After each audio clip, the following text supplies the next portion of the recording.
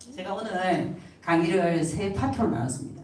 이 첫 번째 성경 읽기, 두 번째 암송, 세 번째 가정 예배인데 이건 제가 제 삶으로 살아내고 지금도 살고 있는 그 말씀을 여러분들한테 이렇게 전해드리려고 합니다. 이거를 했더니 이게 학교 공부하고 무슨 상관이 있어? 오늘 상관 있는 걸 얘기해 줄 겁니다. 제가 이렇게 했더니 하나님이 이렇게 하셨노라고. 자, 우리 말씀 읽기 한번 넘겨주시겠어요? 잠깐만 물 좀 마시고.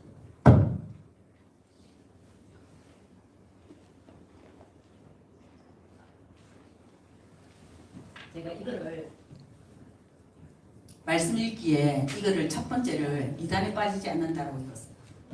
우리 교회가 지금 신천지에 빠져갖고 아이가 돌아오지 못하는 것 때문에 아픔을 보고 있는 가정들이 많아요. 그죠? 성경 말씀을 읽으면 왜 이단에 빠지지 않을까요? 너무 중요합니다. 이 아이 하나가 있어요. 아이 하나가 있는데 이 진리인 있잖아요. 성경을 먼저 읽혀야 돼요. 그러면 얘야 이게 진리야. 이렇게 하면서 엄마가 매일 성경을 같이 읽는데 그러면 얘는 이게 진리라고 딱 받아들여요. 맞죠? 그런데 이 아이가 교회는 나와. 부모하고 신앙생활을 해. 교회 봉사도 하고 다 해. 찬양도 하고 예배도 하고 기도도 하고. 말씀을 몰라. 읽어본 일이 없어. 아무리 선생님이 큐티를 하라고 제안하지만 안 해. 제가 그런 애들 전 중고등부 사역을 18년 해갖고 그런 애들 너무 많이 봤거든요. 경험해보지 못했기 때문에 비진리가 들어왔을 때 분별할 수가 없습니다. 그런데 진리를 먼저 경험한 아이는 아니야. 그거 아니야. 라고 분별합니다. 그거를 언제 해줘야 되나? 여러분이 하셔야 됩니다. 내 아이를 이단에 빠지게 하지 않으려면 해야 되는 겁니다. 어려서부터. 중고등부 대학교 가고 지금도 신학기에 얼마나 많은 아이들이 이제 신천지 쪽으로 빠질지 저는 걱정이 됩니다. 그래서 한 몇 년 전에는 극동방송에 그 지사장님들한테 얘기하고 각 지역에 지사가 있어요. 지사에 각 대학의 CCC나 SFC나 그런 대학 동아리에 리더들을 다 불러가지고 생방송으로 좀 하라 그랬어요. 부모들이 듣고 이런 동아리에 보내지 다른 동아리에 보내면 안 된다고. 이 누군가는 해야 될 일인 거예요. 얼마나 치밀하게 여러분들 자녀들을 유혹하는지 모릅니다. 그런데 이 이단에 빠져가지고 내 아이가 있잖아요. 여러분들 가슴을 칩니다. 그래서 말씀을 익히는 것은 타협점이 없고 미루어야 될 일이 아니에요. 너무나 분명히 지금 당장이라도 해야 됩니다. 안 읽으면 돈을 많은 씩을 주어서 앉아서라도 자기 아이 한 절, 나 한 절, 아이 한 절. 내가 몰라서 못 깨달아도 성령이 아이를 깨닫게 하실 거예요. 그 아픔을 숨기고 있는 가정들도 너무 많습니다. 그런데도 불구하고 성경을 안 읽히는 것은 죄입니다. 하라라고 돼 있잖아요. 가르치라라고. 명령어거든요. 자, 두 번째. 세상 지식을 배우기 전에 하나님 말씀을 먼저 읽혀라. 이건 저에게 하나님 주신 말씀이었어요. 그래서 제가 학교 가기 전에 이제 이거를 하게 됐어요. 하게 됐는데 하면 먼저 기도하잖아요. 기도하고 성경 읽고 이제 아이를 학교 또 엄마가 이제 현관에서 또 머리 안수해서 축복기도 하고 보내는 거예요. 왜? 내 아이가 너무 귀한데 지금 이 아이를 학교를 딱 보내면 내 눈 밖에서 벗어나잖아요. 내가 볼 수 없잖아요. 그 아이 삶의 현장 속에서. 그런데 유혹되는 일도 있을 것이고 미혹되는 일도 있을 것이고 이 아이가 뭐 왕따나 누구에게 그죠 지켜주시고 보호해 주실 분이 필요한 거예요.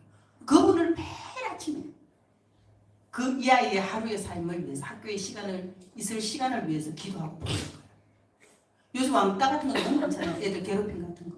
그거를 보호해달라고 하나님께서 기도하는 거예요. 누구에게? 내 힘으로 안 되니까. 전능하신 하나님께서 돌봐달라는 거예요. 그런 것들이 올 때 하나님께서 미리 차단해달라고. 내 아이가 그런 자리에 그런 힘듦에 놓이지 않게 해달라고. 정말 간절한 마음으로 아침에 성경을 읽고 보냅니다. 이 성경을 읽자. 그 다음에 3번 넘어갈게요. 자꾸 길어지면 제가 1시간 반을 넘길 것 같아가지고. 자, 3번 우리 같이 한번 읽어볼까요? 시작. 아침에 말씀을 읽고 함께 간다. 말씀을 읽고 듣고 보는 것으로 모든 감각을 깨우고 하루를 시작한다. 이게 얼마나 중요한지 처음에 아이를 아침에 이제 성경을 읽고 학교 보내요. 근데 이제 읽을 때 어떻게 읽느냐면 큰 소리로 읽어요. 큰 소리로 또박또박하게. 그 큰 소리는 내 귀에 딱 들릴 정도로 그러면 어때요? 엄마랑 같이 읽을 때 이 아이가 발음이 잘 못된 거는 엄마가 발음을 딱 교정해 줄 수 있어요. 맞죠? 틀린 부분 바로 잡아주고 쉼표 없이 쫙 읽어갈 때는 여기에서 끊어서 씌워서 읽어야 된다는 거예요. 정확하게 가르쳐주는 말씀, 책을 읽으면서 성경을 읽고 그러면서 이 아이는 뭐를 다 깨워가냐면 듣는 것, 보는 것, 말하는 혀를 다 풀고 가요. 근데 아침에 헐레벌떡 자고 일어나가지고 있잖아요. 머리도 제대로 못 빗고 학교 쫓아오면 있어요. 그 아이와 집에서 아침에 기도로 준비 다 하고 성경을 딱 읽고 학교 가는 아이와 처음에 표가 안 나옵니다. 이 아이는 가면 갈수록 공부를 잘합니다. 우리 첫째 아이가 초등학교 때는 공부를 더 잘했거든요. 초등학교 6학년 정도 되니까 전교 1등 하더라고요. 근데 우리 큰애는 초등학교 6학년 때 반에서 한 8등, 5등 뭐 요 정도 했어요. 요 정도인데 얘는 가면 성실함으로 따지면 우리 큰애가 조금 더 성실합니다. 근데 얘는 가면 갈수록 잘할 거예요. 전교 1등 언제 했을까요? 전교 1등 고3 때 했어요. 고3 때.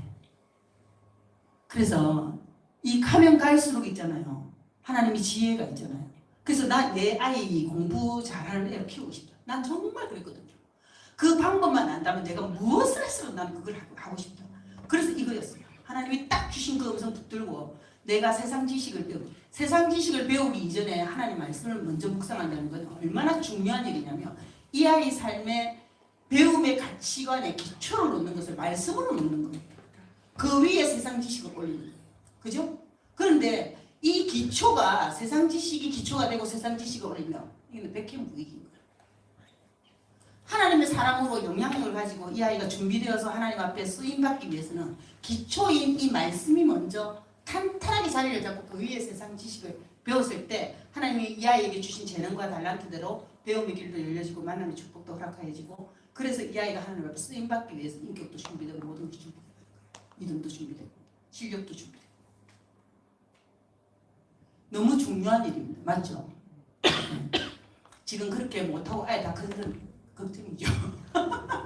자, 그 다음에 학교에 이제 학예 발표회가 있었어요. 근데 이제 남자애 사회자 하나, 여자애 사회자 하나를 이제 뽑는 거예요. 근데 요새는 이제 막 학교 이렇게 치맛바람 그런 걸 막는다고 공평하게 해요. 아이들한테 추천을 받아.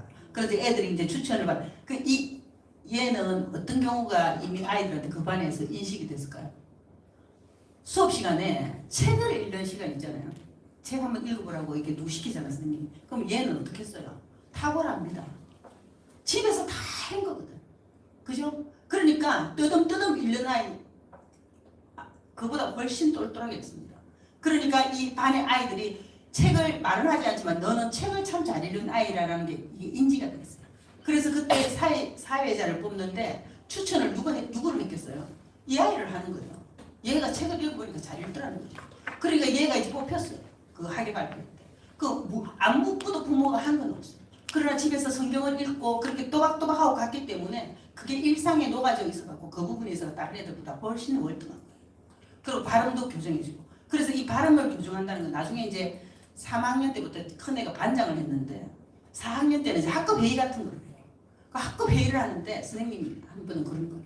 애가 너무 이 학급 진행을 잘한다는 거예요. 말도 똑똑하게 하고. 그게 어디서 훈련되겠어요? 집에서 훈련됩니다. 이 작은 습관 하나가 아이한테 딱 자리를 느끼고 있잖아요. 남한테 가서 이 말로 하는 거 있잖아요. 말을 하는 거, 소리를 내는 거, 내가 듣는 거 이런 것들을 계속 훈련시키면 아이들이 소심해지지 않습니다. 자신감이 있어요. 돈 주고 살 수 없는 겁니다. 맞죠? 자, 그 다음에 4번에 아침에 부모가 먼저 기도로 하루를 시작할 수 있도록 준비하고 기도로 준비를 안 하잖아요. 준비를 안 하면 다 잊어버립니다. 엄마도 잊어버리고 애도 잊어버리고 제가 그걸 한 두세 번 경험했어요. 정말 깜빡 잊어버리고 애 학교 갔다가 딱 들어오는데 어머 오늘 아침 예배를 안 드렸네. 이 생각이 들어요. 그래서 전날 이 아침에 성경을 읽혀서 가려면 전날 엄마가 내일 아침에 먹을 반찬 내일 아침에 아이 학교 입고 갈 옷 책가방 다 사놔야 됩니다.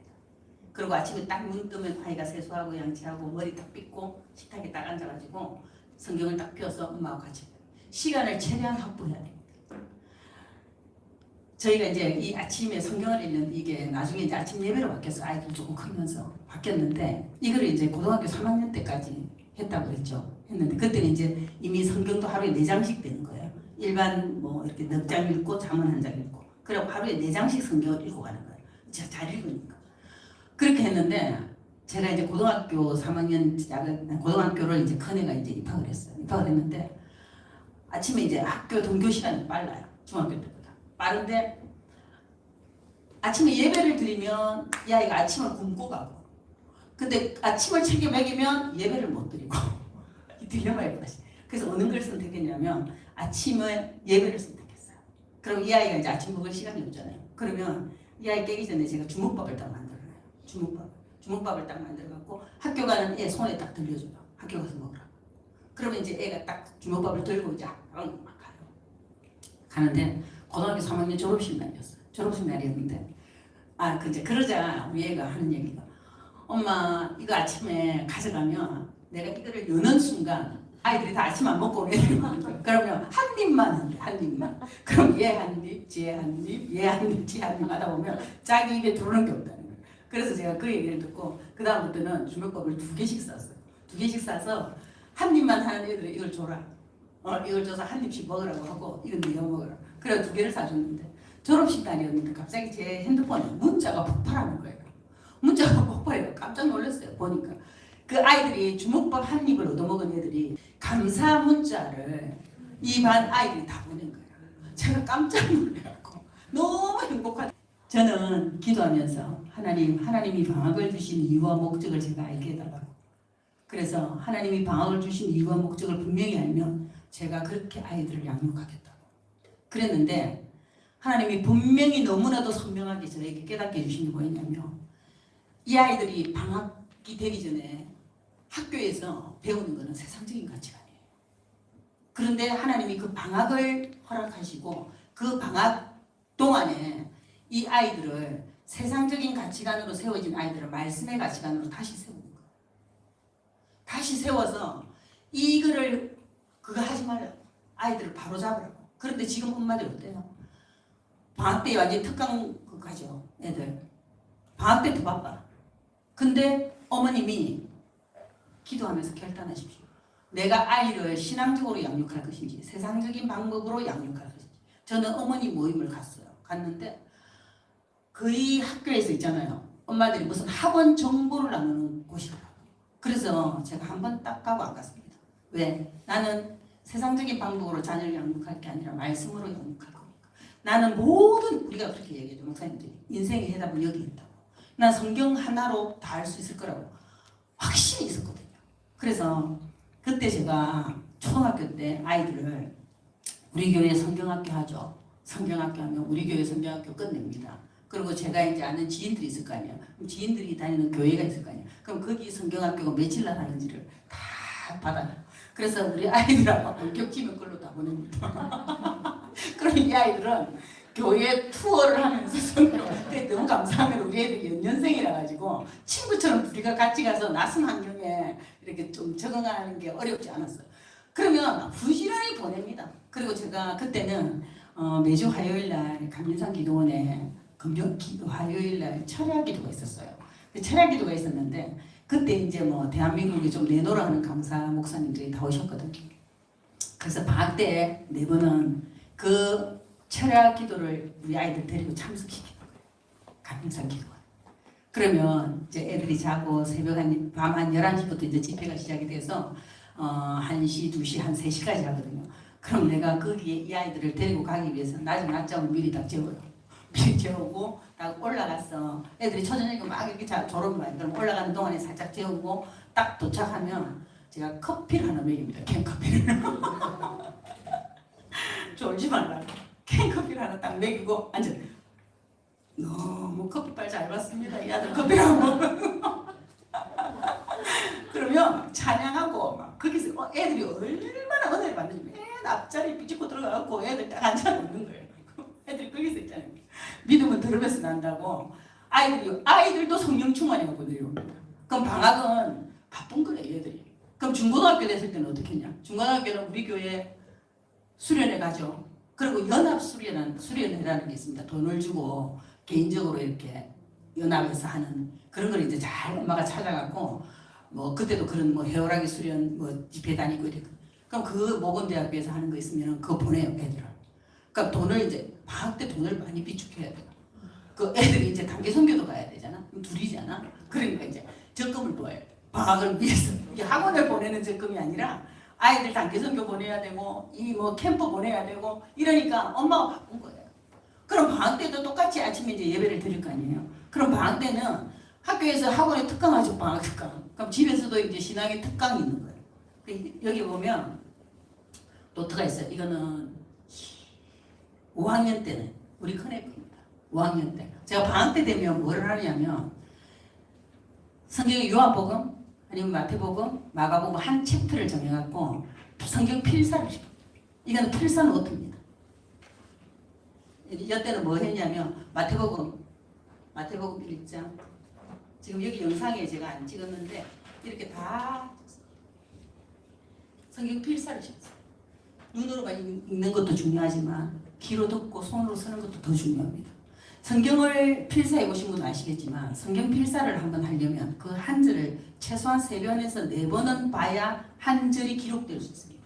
그러면 내가 쓰면서 훨씬 이렇게 세밀하게 그 단어에 그거를 놓고 볼 수가 있습니다. 그래서 성경 필사를 방학 때 부모와 함께 한번 정말 집안이 성경 충만해집니다. 여러분. 세상이 줄 수 이거 돈 주고 살 수 있는 게 아닙니다.